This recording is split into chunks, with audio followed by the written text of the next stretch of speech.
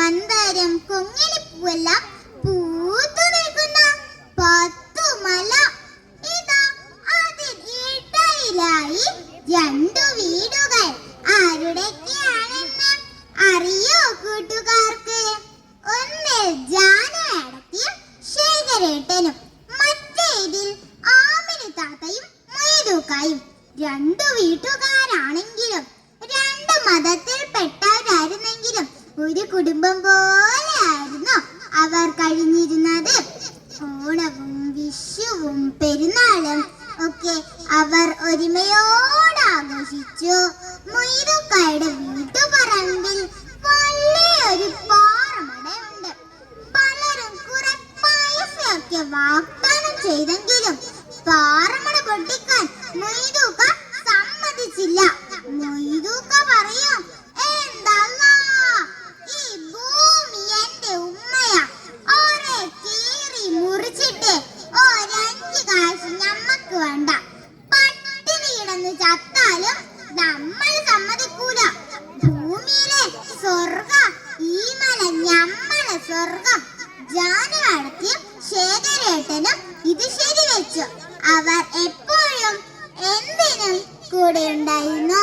അങ്ങനെ ഇരിക്കെ ശേഖരേട്ടൻ ദൂരെ നിന്ന് എവിടുന്നോ നല്ലൊരു തെങ്ങിൻ തൈ വാങ്ങി വീടിന് മുറ്റത്തു നട്ടു വളർത്തി.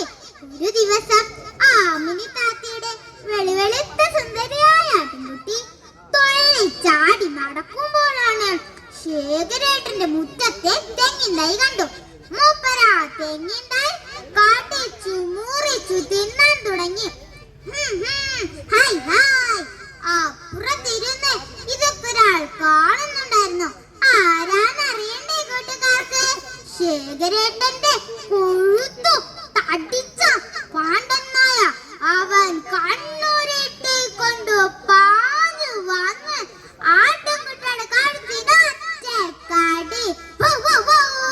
ബഹളം കേട്ട് ഓടിയെത്തിയ ആമിന താത്ത കണ്ടത് കണ്ണു തുറച്ച് നാക്കും നീട്ടി ചോര ഒളിപ്പിച്ച് കിടക്കുന്ന ആട്ടുംകുട്ടിയാണ്. അവർക്ക് ആ കാഴ്ച സഹിക്കാൻ കഴിഞ്ഞില്ല. എന്റെ മാമ്പർത്തങ്ങളെ, നമ്മൾ ഈ ആട്ടുംകുട്ടിയെ കൊന്ന ഈ ഹിമാറിന്റെ തലയിൽ എടുത്ത് വീകണേ എന്നല്ല അവർ നെഞ്ചത്തടിച്ചു പ്രാഗി. ഇത് കേട്ട് കക്കത്തലാരി നാട്ടുകാർ ഓടി കൂടി. ആമിനക്ക് അത്ര തന്നെ വേണം. നമ്മള് ഓളോട് എത്ര തവണ പറഞ്ഞതാ ഈ നായിനെ പോറ്റുന്നവരോട് കൊടുക്കലും വാങ്ങലൊന്നും വേണ്ടാന്ന്. ഇതിന്റെ മൂക്കിൽ ഇബ്ലീസാ. ഇബ്ലീസ് നമുക്ക് അറാമാ. പേടിച്ച ബതു കാർക്കിച്ചു തൊപ്പിക്കൊണ്ട് പറഞ്ഞു. അങ്ങനെ ജാനുവാടത്തി ആമിന താത്തയും ശത്രുക്കളായി. രണ്ടുപേരും കൊണ്ടാൽ പോലും വേണ്ടില്ല. അയൽവാസികൾക്ക് വലിയ സന്തോഷമായി. അവർ പറഞ്ഞു, എന്തിനാ മൊയ്തുക്ക നിങ്ങൾ ഈ കിടന്ന് കഷ്ടപ്പെടുന്നത്? ഈ പാറമട വിറ്റാൽ എത്ര രൂപ കിട്ടുമെന്നറിയോ? അങ്ങനെ മോളെ കെട്ടിച്ചു വിട്ട് നിങ്ങൾക്ക് സുഖമായി കഴിയാം. എന്നാലും കുഞ്ഞാലി ശേഖരേട്ടനോട് പറയാതെ. മൊയ്തുക്കക്ക് ഭ്രാന്തുണ്ടോ? ശേഖരേട്ടൻ കുശുമ്പ് കൊണ്ട് സമ്മതിക്കൂല. അങ്ങനെ മനസ്സിലാ മനസ്സോടെ പാറമട പൊട്ടിക്കാൻ മൊയ്തുക്ക സമ്മതിച്ചു. ഇത് കേൾക്കണ്ട താമസം പാറമട പൊട്ടിക്കാൻ ആളെത്തി. ടിപ്പർ ലോറികൾ കരിങ്കൽ പല സ്ഥലത്തും കൊണ്ടുപോകാൻ തുടങ്ങി. നാളുകൾ കടന്നുപോയി. വർഷകാലം വന്നു. എവിടെയും തോരാത്ത മഴ, ഉരുൾപൊട്ടലും മണ്ണിടിച്ചിലും. കർക്കിടത്തിലെ കറുത്ത രാത്രി. എല്ലാവരും നല്ല ഉറക്കത്തിലായിരുന്നു. എന്നാൽ ഒരാൾ മാത്രം ഉറങ്ങിയില്ല. ശേഖരേട്ടന്റെ പാണ്ടനായ. അവൻ ഉച്ചത്തിൽ കുരച്ചുകൊണ്ട് മൊയ്തുക്കയുടെ വീടിന്റെ വാതിൽ മാന്തി. മൊയ്തുക്ക ഞെട്ടി ഉണർന്നു. വാതിൽ തുറന്നു. എന്തോ പന്തേടുണ്ടല്ലോ. ആമിന, നീ വേഗം വാ. മഴ ഉരുൾപൊട്ടിയെന്നാ തോന്നണേ. അതാ മഴവെള്ളപ്പാച്ചിലിൽ ശേഖരേട്ടനും ജാനേച്ചിയും ഒലിച്ചു വരുന്നു. മൊയ്തുക്ക ചാടി വീണ് അവരെ രക്ഷിച്ചു.